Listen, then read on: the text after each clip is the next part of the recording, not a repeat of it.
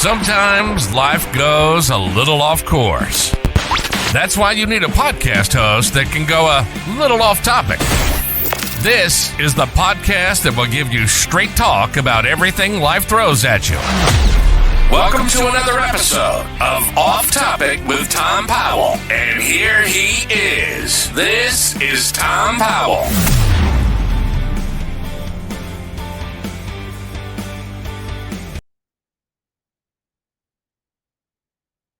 Hey, how's it going?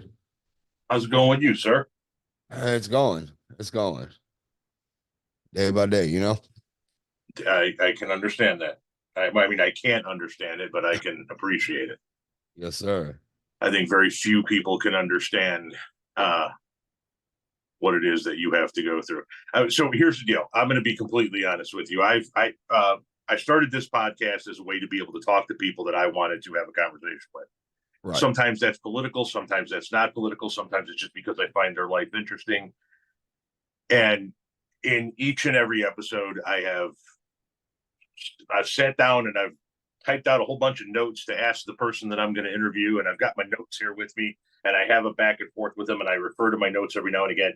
And I couldn't think of a single note that would have done the job for this interview more than just having a conversation with you. So you're going to have to forgive me. I have no notes for this podcast. I just want to have a conversation. It's all good. I mean, that's what I like to do. So I understand what you've lost and how you've lost it, but can you explain to the people that listen to this before we get into that? Tell us about your son. So he was just the most pure-hearted individual that I've ever met, you know, and that's all bias aside, right? Like he was just so pure. Like all he did was love, and all he did was want to make people be happy and feel love, you know? So like just huge-hearted is the only way to really explain. But he was also, you know, we called him the Energizer Bunny because he just kept going on and on and on and wouldn't stop, which was amazing, right? Like, I mean, every day after work, he would try to get me to race him. And it didn't matter if I got off at 3:30. It didn't matter if I got off at 9 o'clock at night. He wanted to race. A foot race? Yeah, a foot race. Foot race.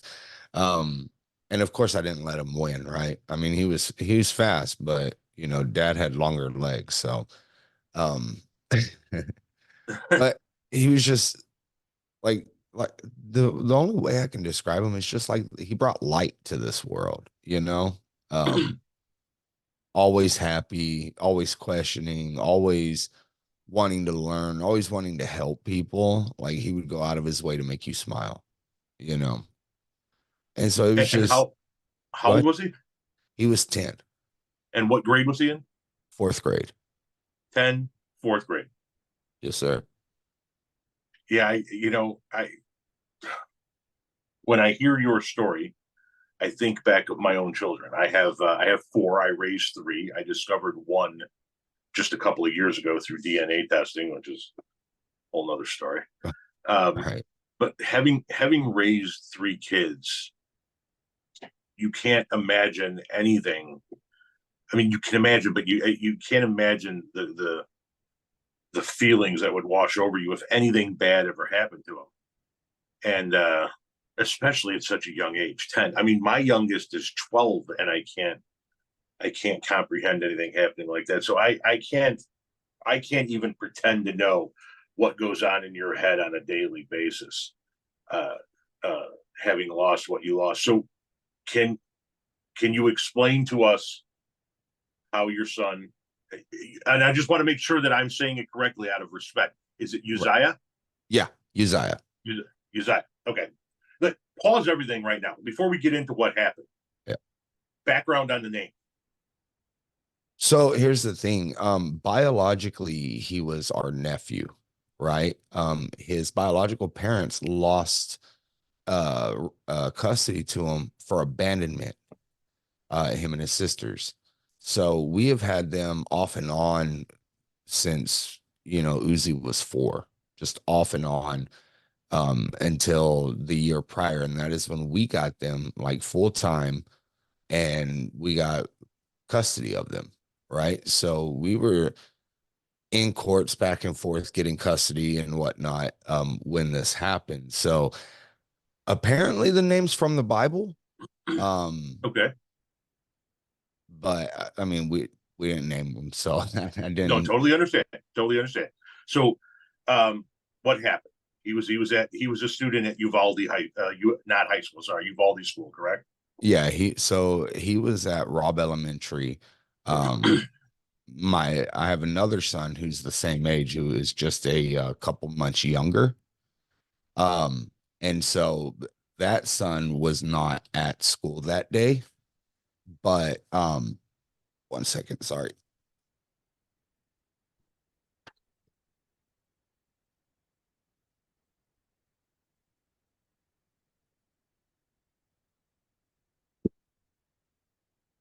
I apologize for that editing that you're gonna have to do right there. No, I know. I'm not going to edit none of that. That's awesome because it's real. Yeah. Sorry, my kid came in with my drinks. So I have another son who was the same age, and they were just the best of friends. I mean, they were brothers, right? Like in our house, we don't do halves or steps or anything like that. When you're family, and that's all that matters, right? Um, Luckily he wasn't there that day, but so I get a call at 10. No, sorry, but that day is blurry, but like crystal clear at times, right? So it's hard, because you don't want to remember it. But I was just at work that morning, and I get a call from my wife, and can I cuss? Yes, absolutely. Oh yeah. Sorry. So I get a call that morning, and the first thing I hear when I answer the phone, from my wife was, "This is not a fucking joke. There's a school shooter at the boys' school." And I was stunned, right? Like I'm holding the phone up to my ear. I'm like, what? And she had hung up. I looked over at my lead, and I'm like, there's a shooter at my kid's school. And he was like, dude, get the fuck out of here. And then it snapped, right? Like, so I got in my car, I hauled ass. As I'm driving, I mean, there's cops flying past me, right? So I'm like, that's not a good sign, right? Like, I was hoping this was still a joke. And I get close to town, because I was working about 45 minutes outside of town. So I get close to town, and my wife calls me back, and she's like, where are you? And I'm like, I'm coming. Like, I had my car tapped out. And at that moment, I heard four more shots happen. So I'm like, what the hell? She gets off the phone. I continue driving in. And then as soon as I'm like 4 blocks away from the school, my wife goes, go to the Civic Center. So I drove to the Civic Center, which is where they were doing the reunification process. And so I get there. I'm one of the first people there because my wife is at the school. I get there, and, we're waiting, and they're like, well, we're going to start bringing in buses of children. So if you hear your teacher's name, and after every bus that came that, Uzi's teacher wasn't there, I started feeling it. So I called my son that wasn't there, and I'm like, hey, have you heard from your brother? He was like, no. I said, will you call your friends and see where he's at? Because he's not answering our phone calls. We don't know where he's at. There's rumors flying around like crazy.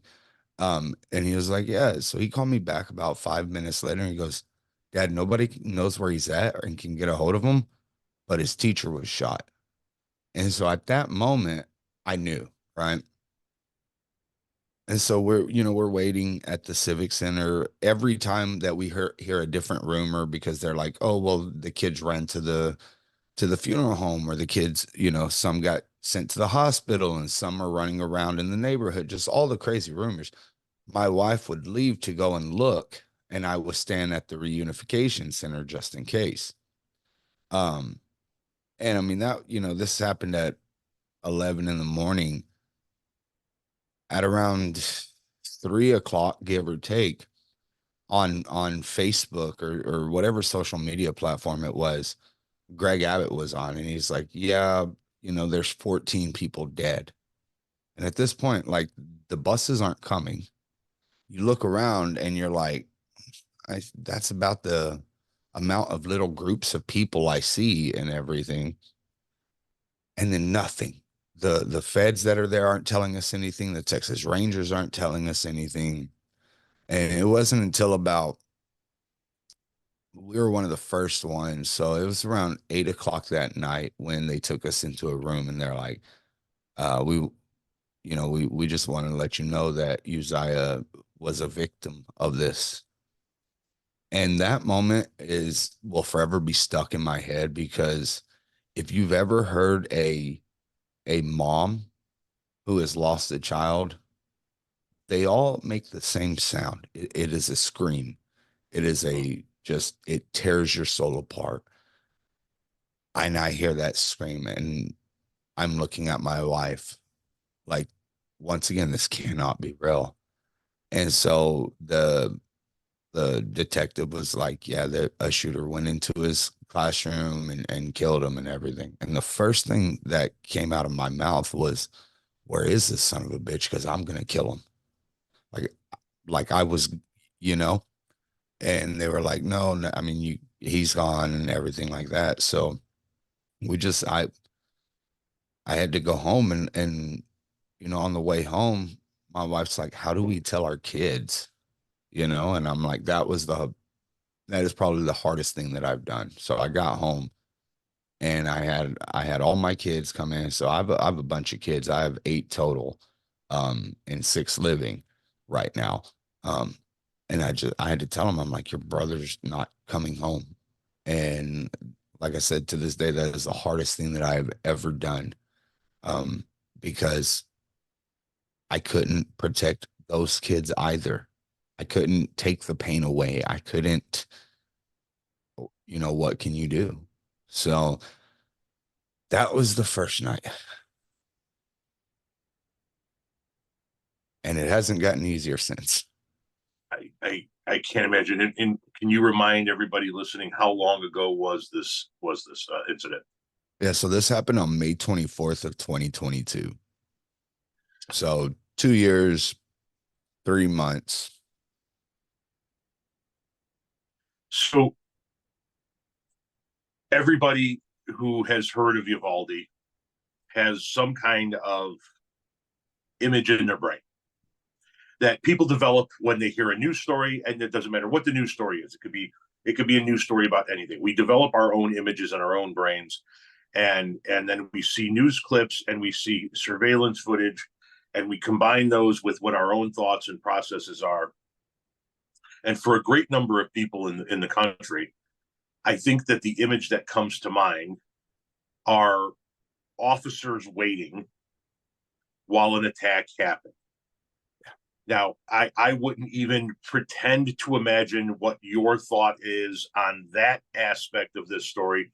So can you tell us what actually happened, to the best of your knowledge? What have you been told is what the official story is as to what happened, and what are your thoughts behind that? Yeah, so just to preface everything, I have watched and listened to every bit of information that has been released to the public. Um, every piece, multiple times over. So I've watched all the body cams several times over. I've listened to the 911 calls. I've read through all the documents, because I need to know the last second of my son's life, right? And so what happened, is, our shooter shot his grandmother in the face, took off to the school, wrecked his car. 2 people from the funeral home came out to see if this person was okay, because obviously they didn't know at the time what he had done. He turns and starts shooting at them. And after they run away, he starts walking into the school. And I mentioned walk because that's what he just walked. He walked. I would say it was probably 100 yards between where he wrecked the truck and the doors to the school, and he just walked it.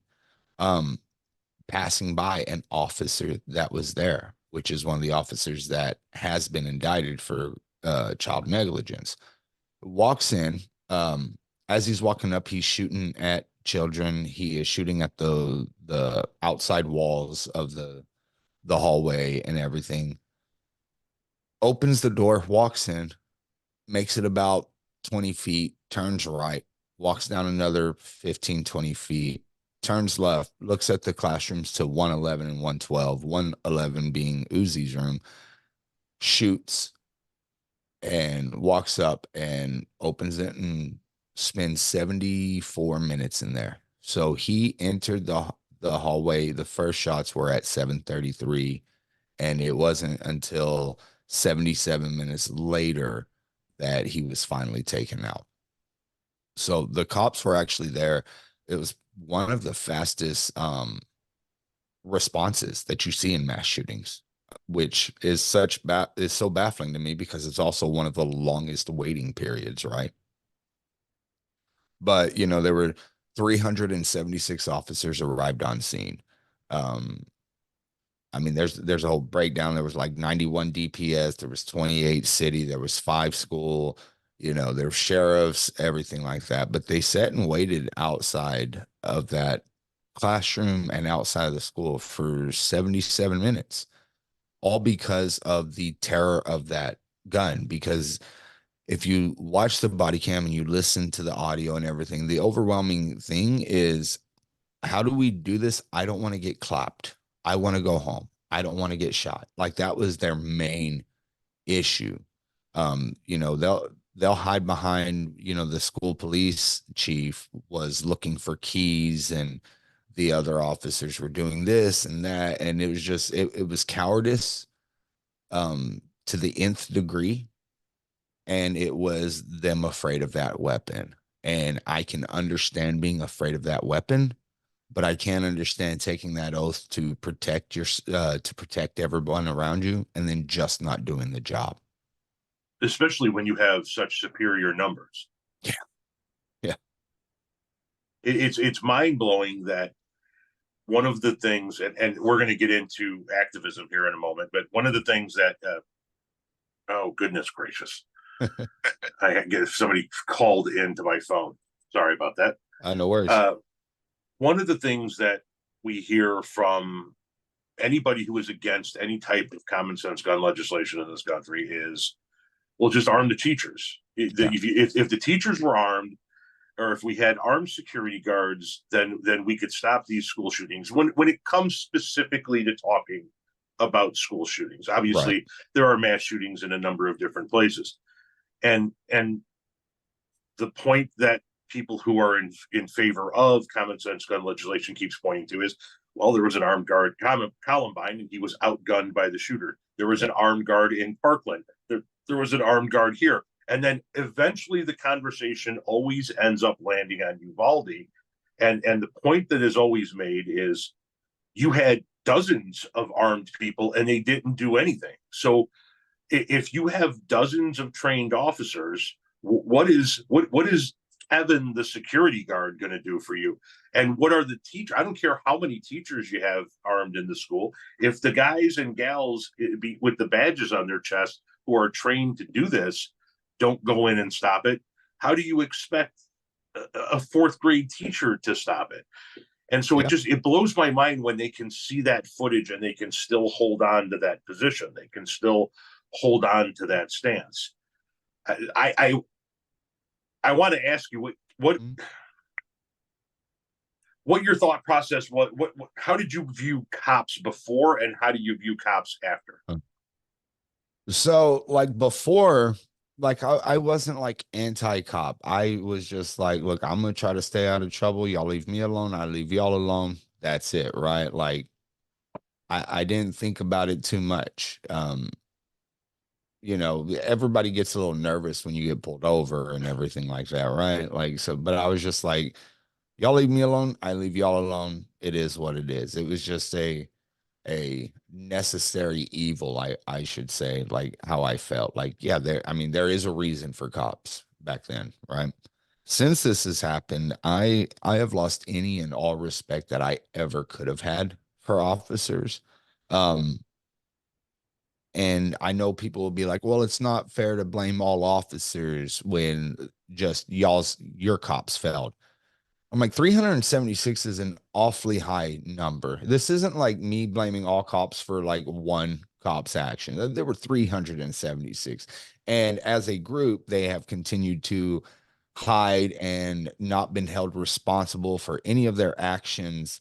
I mean, it's just, it's the good old boy club. It's the boys in blue sticking together. Nobody's ever going to really face anything, right? Like, so I lost any respect that I possibly could have. And this is coming from, like, my stepfather is a chief of police, right? And I'm still just like, man, fuck all these cops, because you turn around and you look and you see this isn't just an isolated thing with Uvalde. You look and you see, these officers that are killing our BIPOC communities. And, just recently there was, Sonia Massey lost her life because a cop just got a wild hair up his ass. So it's hard for me to respect anything, especially when, people will say, well, you can't blame them all. Well, if the good cops aren't uh, actively know that there are bad cops and they're not doing anything about it, then they're bad cops as well. So Yeah. it's Yeah. yeah,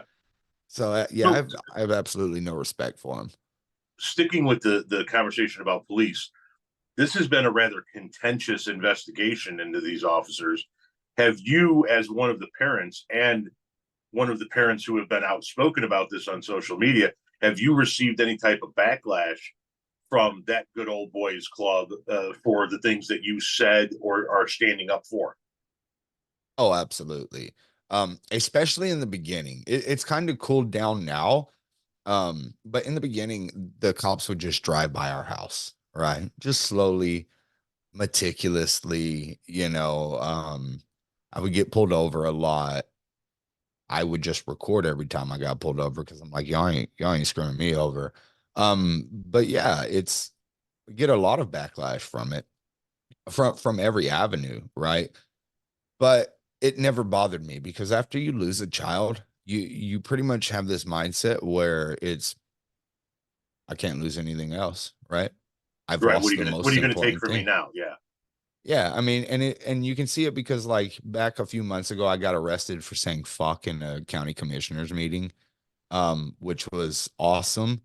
Um, so it's like I still expect it, but I don't care because they can do whatever the hell they want to me.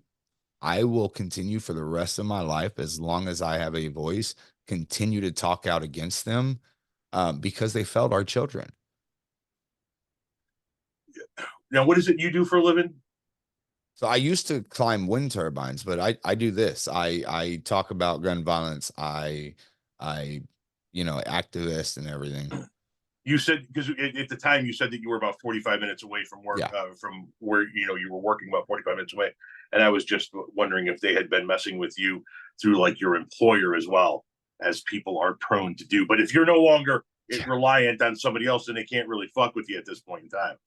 Yeah, and so my boss was at that job was a good dude, so he wouldn't let them either, mess with me. But I wasn't able to come back, right? Like, I used to climb wind turbines and fix them.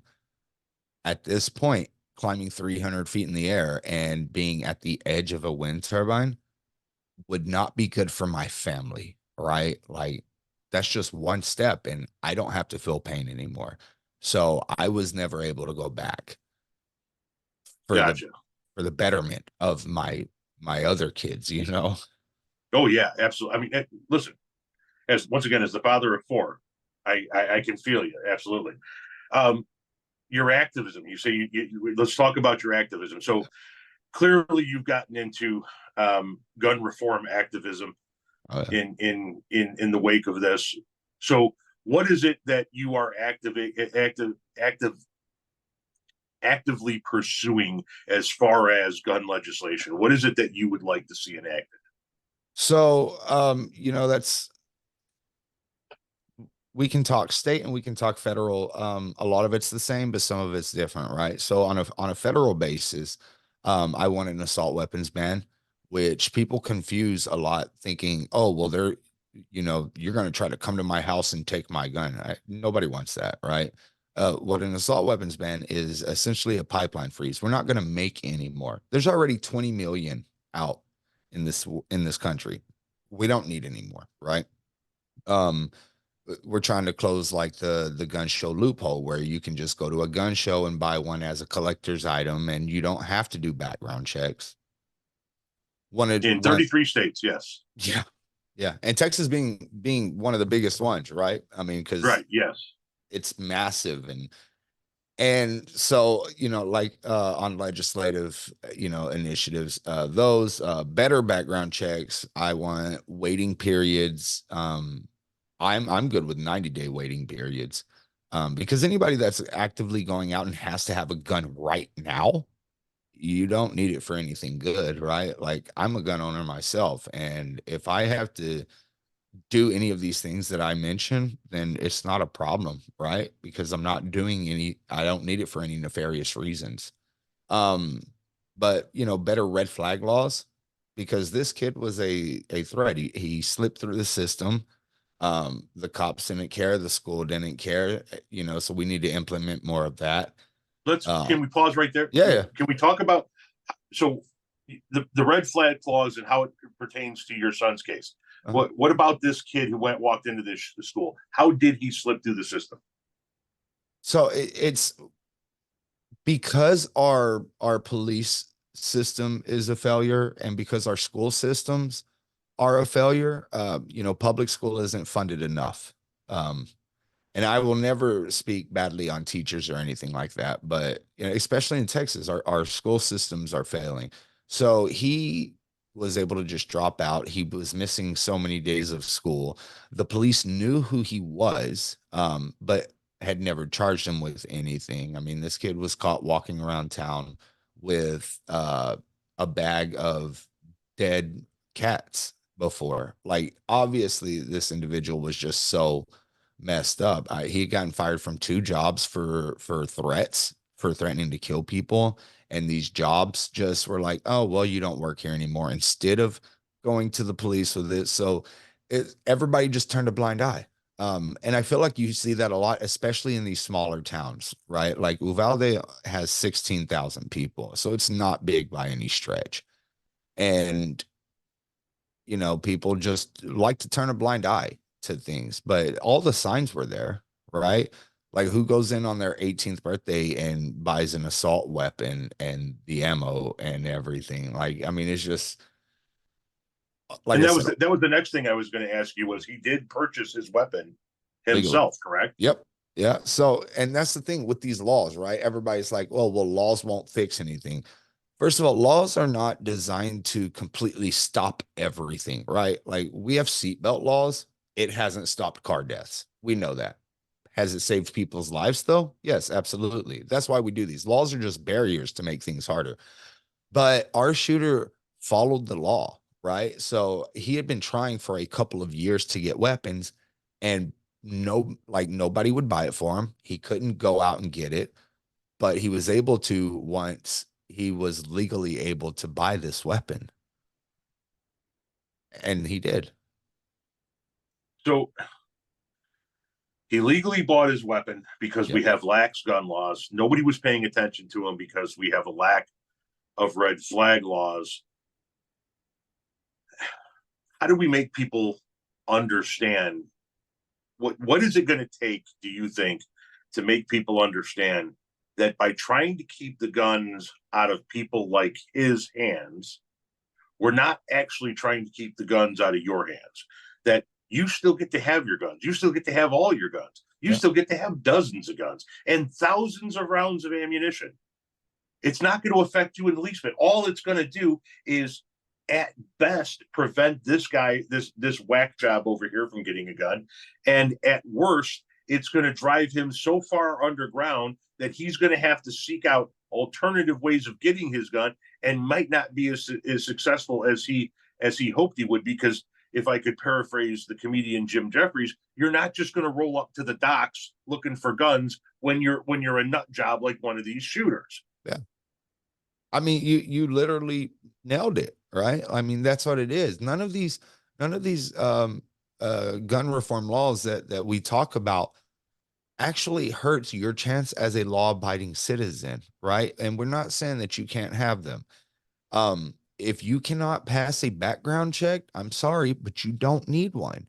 If you can't wait 30 days or whatever they want the waiting time to be, then you don't need one. If you can't pass a red flag law, you don't need one. But I can tell you this, I can pass all of that and it doesn't affect me in the least. You can pass all that and it doesn't affect you in the least. And most of these, responsible gun owners will agree. And they do. And it's like 76% of people want a ban on assault weapons, right? So this isn't just a, oh, this accident happened to us. Well, not accident. I hate when it's called that.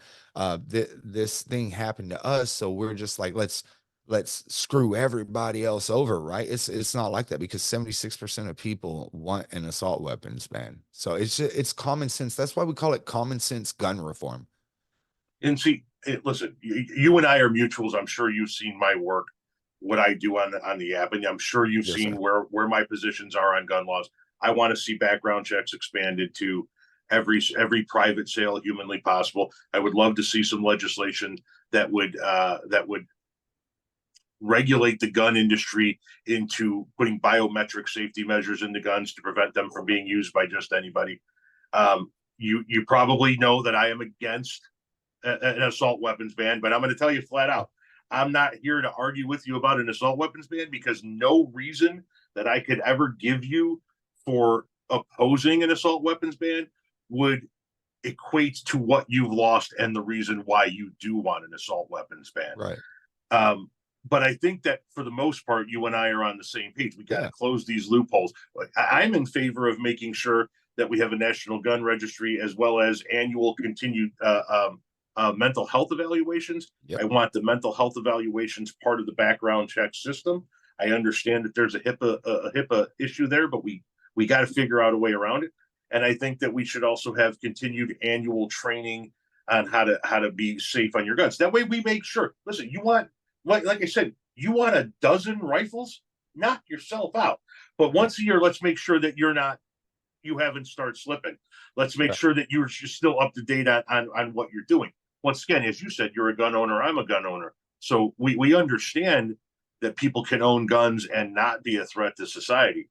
But this contingent of people that simply will not budge on anything, I don't know what it's going to take to get through to them. So you do some activism work. What organizations have you been working with in order to try and get this message through so that we can listen, and it's not just messaging, it's breaking the back of the money. Because the money buys the politicians. And the money comes from the gun manufacturers, doesn't come from the everyday gun owners. So what organizations have you been working with to affect some change in this? So, in the past 2 years, I've probably worked with every big gun violence prevention group there is. But last year, my wife and I have created our own called Rise for You, because the first 5 seconds of the day is the hardest, right? I wake up and I'm pissed off that I woke up, right? Because it hurts. So that's the hardest part of the day, is rising up out of bed, and everything that we do is for Uzziah and for you, the people, so that I don't want you to ever have to experience what I did. I don't want your children to ever experience what my son did, right? So we have our organization where we do activism through art and through speeches and through civil unrest and the crazy shit that I do, right? But saying fuck at official meetings and getting arrested. Yeah, exactly. Sit outs. Like I've staged 2 of my own sit outs. One that was I mean, crazily successful. We got the whole school police situation shut down. They had to rebuild from the bottom up, which was awesome. But yeah, I work through ours. I also work with Change the Ref, which it was started by Manny and Patricia Oliver, who lost their son Joaquin in the Parkland shooting. Um, March for Our Lives, work with them. It's kind of in the gun violence prevention era, you kind of all work together, because there are things that other people can do that I can't do, and vice versa. You have these organizations like I love Brady, right? But nobody from Brady is going to run up and be like, Greg Abbott, you're a piece of shit, right? Like so that's Right. where I come into play, because once again, I've lost everything. I can't lose anything more. So, there's a lot of good organizations out there, but the one that I work with the most is Change the Ref through my own. Okay. So your own organization, you talk about art, you talk about the different types of activism. Expand on that. Where do you guys go? What do you do? So a lot of it is online. I will say that, and that is a problem that I think our gun violence prevention groups have had problems with in the past. Is this world has changed to the point where we don't sit down and watch the nightly news. We get our news from Twitter, we get our news from TikTok, we get our news from all these different places. And some people just cannot accept that change, right? Well, I've been able to tap into that change. So I do a lot of my speaking out on Twitter and on TikTok. I read the DOJ reports. I talk about my son frequently. But like I said, I've done 2 sit outs on my own. I've been a part of a 3rd sit out with a group called Assault Weapon Ban Now. I just got off tour. I did a part of a tour with Change the Ref because they travel the country in a school bus. And just like I said, just bringing awareness and showing his face everywhere. I will say this, my main goal is completely selfish. It is 100% selfish, and I do not care. My main goal is making sure that Uzziah is remembered, right? So when this happened, I felt terrible looking at these other mass shootings, because I realized I could tell you who did Columbine, but I couldn't tell you who died in Columbine. I could tell you Right. who Yeah. did Parkland, couldn't tell you who died in Parkland, and that messed with me. And I didn't ever want Uzziah to be just a statistic. I didn't want him to be gun death number whatever the fuck in 2022. So selfishly, our main goal is to make sure that he is remembered as the child that he was, as the human being that he was, instead of letting it fall by the wayside. Because it's for us, we don't get to just turn off the news and go about our day. I mean, this is an everyday thing, the hurt, the pain, and everything. So, like I said, keeping him remembered, and the funny thing is that he wanted to be a cop when he grew up, because he wanted to Hmm. help people the way that we helped him. Which is ironic, seeing as the 376 failed him, but he wanted to help people. So through doing what we do, we will end up helping more people than he could have, as a cop. So selfishly, that was the main thing. But the second thing is literally, no matter what we say or do, my wife and I, it will never bring our son back. But going to the state house, going to the federal capitol, being a part of these meetings, being a part of the laws that we try to get pushed through, being in, all of these things, we do it for your kids. We do it for our neighbors' kids. We do it for these cops' kids that failed to go in. We do it for Greg Abbott's kid who told us that it could have been worse. We do it for everybody's kids. Because, like I said, nothing we say or do will bring back Uzi, but it can help protect other children. So, yeah, through that, social media we use a lot. Like I said, we do a lot of on the ground things. Texas has session every 2 years for 6 months. So, which is crazy when you think about it. So, all of our Texas politicians work for 6 months and then don't do anything for 2 years. But we're there every week. help writing legislation, helping pass legislation, just everything, fighting the NRA and the gun lobby, because that is our number one problem, right? These gun manufacturers pay the NRA. The NRA pays these politicians. Something like this happens, and the politicians give us their thoughts and prayers and then tell them they're coming for your guns. So more people go out and buy guns, which, puts more money in the NRA's pocket, which puts, it's just a vicious circle. So there's a lot of combating that as well, and trying to change society, because it is a societal issue when you are more worried about your toy and what you want instead of these children's need to live. So worried about their toys, in fact, that in some instances, like Columbine, they actually held conventions in the aftermath in the towns where the shootings were, and basically said, yeah, come and take it, in the face of people that lost everything. You mentioned something that I never really thought of, not being able to look at it from the perspective of somebody that lost someone to one of these incidences, and that is that you do know who did each one of these shootings. You know who did Sutherland Springs. You know who did Columbine. You know who did Orlando. You know who did Parkland. You know who did Las Vegas, but you don't know any of the people that were ever lost to them. It is always the name of the shooter followed by a number, which is the number of victims. Yep. So and so 38, so and so 12. So I can imagine the anguish that brings, knowing that it is just a statistical piece of data, a piece of history. So yeah, I can imagine you being on some type of absolute mission to make sure that never happens again.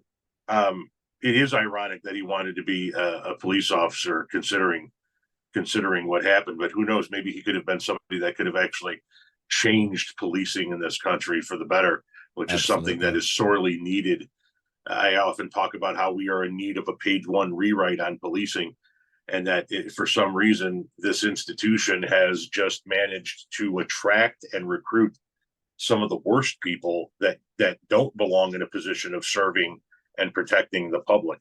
And we see it over and over and over again. It's my understanding that the officer, the security officer at Parkland, was there and wouldn't go in either. And so it's incident after incident after incident.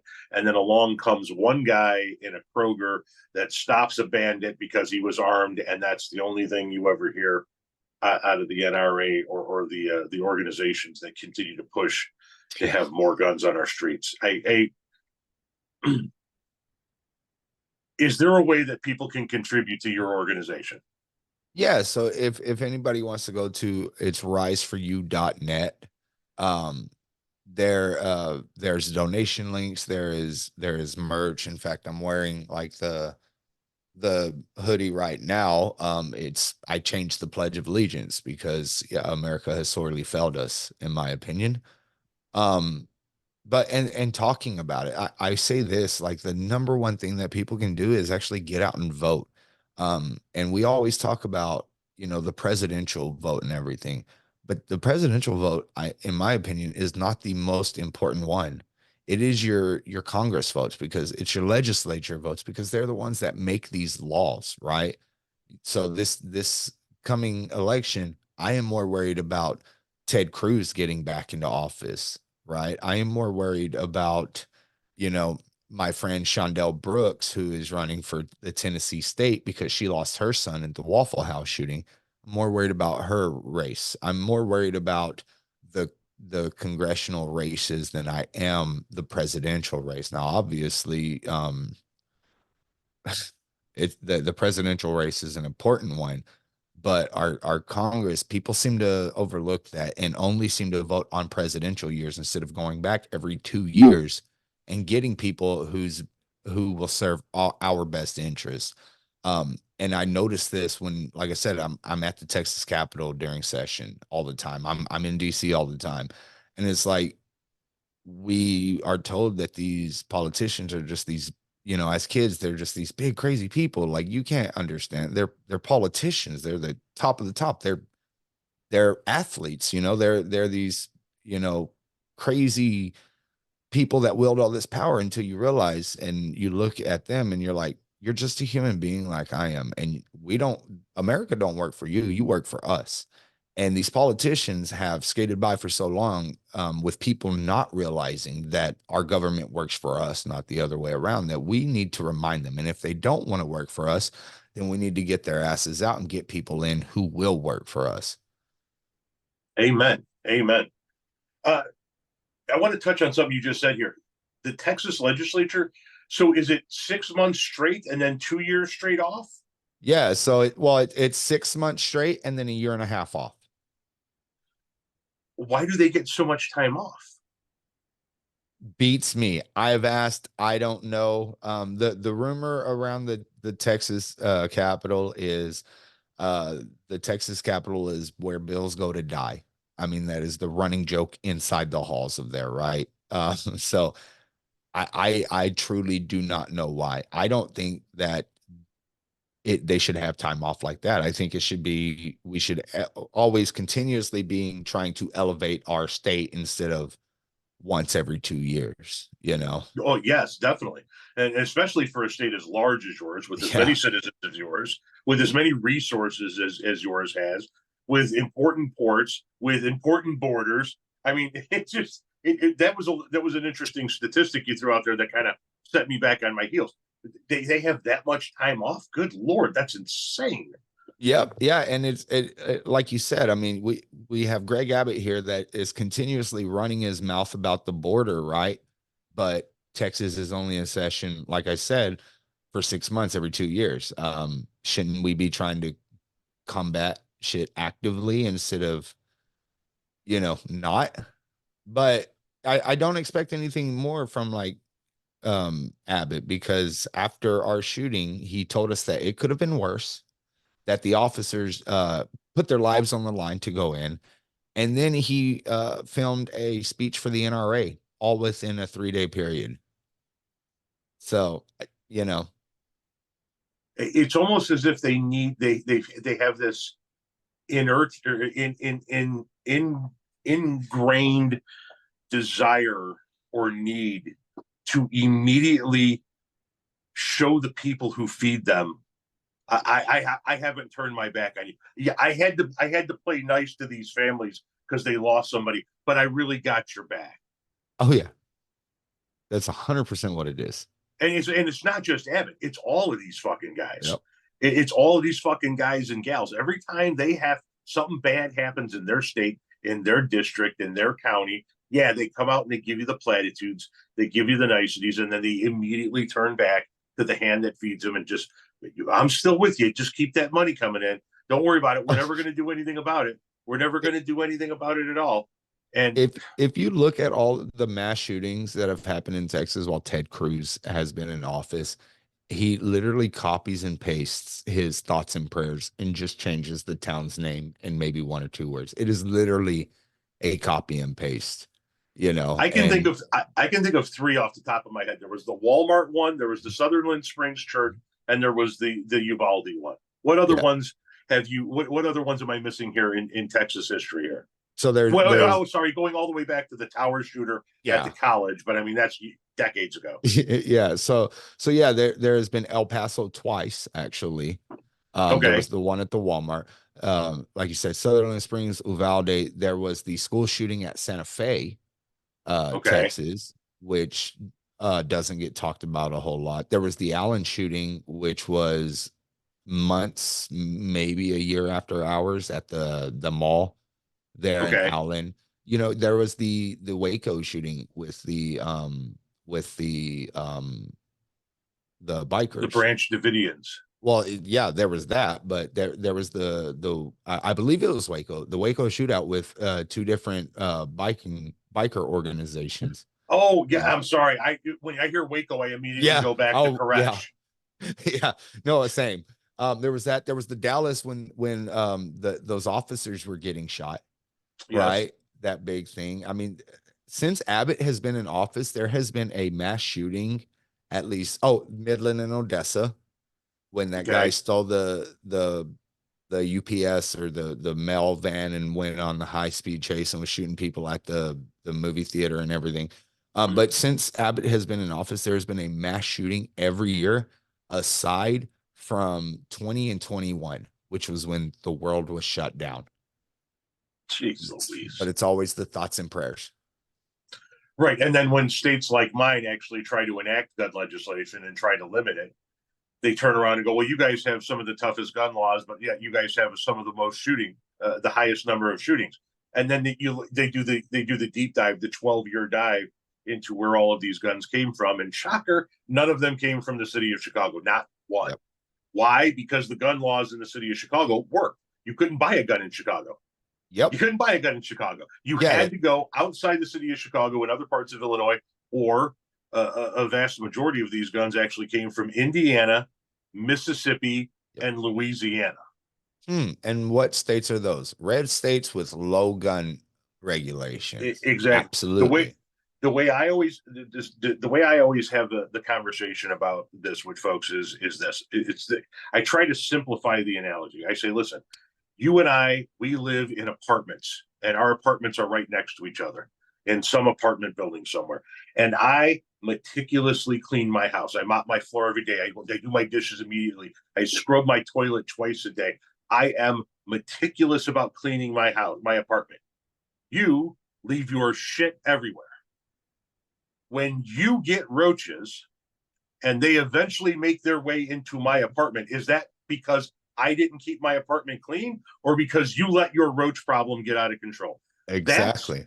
That's Mississippi and guns and Illinois. We stopped the sale of guns. You couldn't buy guns in the city of Chicago, yet people were still getting shot because they were getting guns from Mississippi, because somebody could go to a gun show and buy 250 of them for a very cheap price, sell them out of the back of the van in the south side of Chicago for a nice markup and a profit, and nobody's tracking where they were sold. Nobody was tracking who they were sold to. Nobody even had to show a fucking ID in order to buy the goddamn guns. And you want to say that it's Chicago's problem? No, the guns didn't come from fucking Chicago, man. Exactly.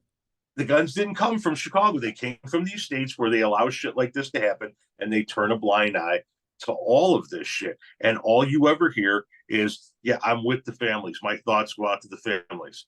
And I've never had to experience that, but I can only imagine that's about as good as all right, big fucking deal. I mean, you don't give a shit about us. You're not doing anything for us or for the next generation to not have to be like us. No, exactly. And my wife, said it the best. And I stole this from her early on. She said, in America, it's not a matter of if you're going to be a victim or survivor of gun violence. It's a matter of when, because it has gotten so out of hand. And the problem is that, like, just taking Greg Abbott, for a second, they want to say it's not a gun problem. It's not a gun problem. The guns can't shoot themselves, right? And I'm so tired of that bullshit rhetoric, right? But they want to be like, oh, well, it's mental health. But then they want to defund mental health. So 2 months before Uvalde happened, Greg Abbott took $211 from our mental health part of our state and put it into the border. Yeah, he purged the budget in order to do his pet projects on the border. Yeah. And so the thing is that, but do you know why they do that, right? Why it's always mental health. And I will say this, mental health has a part to play, right? Unfortunately, though, we're not the only country that has mental health problems, but we're the only ones that have a mass shooting problem. So the two don't correlate, but there is a crossover, right? I will say that, if you have to be some sort of mentally unstable to go into a school and shoot 10-year-olds, right? Bingo. But they keep the mental health as a boogeyman, right? Oh, it's the mental health. Oh, it's the mental health. So let's do something about mental health. Let's get everybody mental health help, right? But they can't do that, because even with mental health help and everything, we're still going to have these problems. It might go down a little bit. Absolutely. Like I said, you have to be batshit crazy to do these things, but it won't eradicate it. It won't eliminate it, right? But they leave it like that because they can always blame mental health. Because if we do attack mental health and it doesn't stop these mass shootings, well, then they don't have that boogeyman to lean back on. They can't just say, oh, it's not the guns, it's the mental health. So that is why we talk mental health as well. Like I am a big proponent in mental health. I I went batshit crazy after this. I lost myself. I became a person that I never wanted to be. There was really dark times in these past 2 years. Nothing that, the public or anything would ever see, but losing your child is the worst thing that could ever possibly happen to you. Um, but I'm in therapy now, right? Like I've spent the last year in therapy and it has helped tremendously. It has helped my relationship with my wife. It's helped my relationship with my kids. It's helped my relationship with myself. So I do think that we need to help our mental health situation, but we cannot put gun violence on mental health and vice versa. I couldn't agree with you more. I think it's just an excuse to say, look over here, don't look at the real problem, because the real problem is actually funding us to the tune of millions of dollars every year. Yep. Well, and then, Brett? Yeah, go ahead. Go ahead. No, go ahead. Oh no, I was just gonna say, and that's another thing, especially with Abbott. It's the borders, the borders. These guns are coming through the border. Except what he fails to mention is, yeah, guns are going through the border, but they're going south through our border. They're not coming up north. 70% of the guns that are retrieved on the border are from the U.S. going into Mexico. So not only are we funding America as itself, not only are we funding our own mass shootings, we're funding these other countries' mass shootings, because just the same with Chicago and everything. Everybody wants to talk about Mexico's gun violence problem. You cannot get guns in Mexico. They come from the United States. Mm-hmm. So we are not only funding our own mass shootings, we're funding theirs. Yeah, we don't need any imports. We make enough. We have enough. I believe the statistic, and you would probably know it better being in this this arena. I think it's 1.4 gun for every man, woman, and child in the country right now. Oh yeah, that's insane. And the toothpaste is out of the tube, unfortunately. You're never going to get all of the guns. All we can do is try and stem the tide, like you said earlier. Drunk driving laws didn't eradicate drunk driving, but it stemmed the tide of drunk driving tremendously. And to people who say, gun laws are never going to stop criminals from having guns. So I respond, then why have any laws at all? Yep. Because we understand that criminals are going to break the laws. We're trying to make it not so easy for them to do so. That's all it is. And we're getting sick and tired of having people lose their family members in schools, in movie theaters, in colleges, in discotheques, and at country music clubs or concerts. Churches, it's everywhere. You can't. Pads. New York. There was one in a grocery store in New York. There was one in a subway. Buffalo. You can't go anywhere. See, it's everywhere. Any activity that you can think of doing, somebody has committed a mass shooting there. Like I said, there was a splash pad mass shooting not that long ago. A splash pad, right? Like, who's pissed off at a splash pad? You can't go to church anymore. You can't go to a movie theater. Aurora showed us that. You can't go to like a dance recital place. We saw that in California. Like, you can't do anything anymore without that threat. Yes. And now people are ridiculous. People are going to hear this podcast. They're going to go, but Tom, you tell us all the time that Chicago's not as dangerous as we say it is. Right? It's not. Obviously, we can go places. We can go to the grocery store. We can go to the movie theater. But we are showing you examples of how these everyday things in life have been scarred by gun violence. And that's what it is. It's gun violence. We understand that the guns don't shoot themselves. We understand that people need to shoot the guns, which is why we want laws for the fucking people. Yep. Not the guns. The laws are for the people. Yeah. And I say I say this all the time, right? Because people will say that, right? Well, the guns don't shoot themselves. And I always say this: if that fucking idiot that went in there and killed my son, if he would have went in there with, I don't know, if he, super crazy, right? If he would have went in there with a sock full of rocks and tried to beat all these kids to death, my son would have outrun him and he would have gotten away. He would have survived. If that guy would have went in there with a knife, he probably would have gotten a few kids, but our teachers could have, overtook him and everything. the problem is that these weapons are designed and chosen by mass murderers for one reason and one reason only: to do the most amount of damage in the least amount of time with no practice ever. Our shooter had never touched a gun before this. Like, that's how simplistic it has gotten, you know? So yes, Truly guns can't was shoot themselves, but truly was a perfect storm of insane happenings coming together to make that work. A legally purchased gun, because of the lax gun laws, a guy able to pass a background check because no red flag laws in place, no real security at the school. yep. Once there were trained officers on site, they didn't do anything about it. It's like every single layer of the incident is like the perfect example of how this shit has gone wrong in society. Brent, I cannot thank you enough for doing this, man. Yes, sir. I think that your son does need to be remembered. I think that every victim of every one of these needs to be remembered. And I think what you're doing in order to make sure he was remembered is an extraordinarily noble thing, because he didn't get a chance to leave his own mark. So you're going to leave his mark for him. Yes, sir. And if you're ever in Chicago, you let me know. If you're ever working with some organizations in Chicago, you let me know. Yes, sir. And I look forward to speaking to you more on the lives that I see you more and more on Yes, TikTok sir. recently. Okay. Yes, sir. Absolutely. I appreciate this opportunity to speak because, like I said, I talk when and where I can to get his message out, to remind the people of him, and to remind people that I was just a wind turbine worker from Texas in the mindset of this couldn't happen to me until it does. And like I said earlier, it's not a matter of if you are going to be a part of gun violence or know somebody that's going to be a part of gun violence. It's a matter of when. So we have to do something. And I don't care if anybody likes me or hates me or anything like that. What I do is not protecting my son. He's no longer here, but it is protecting your children.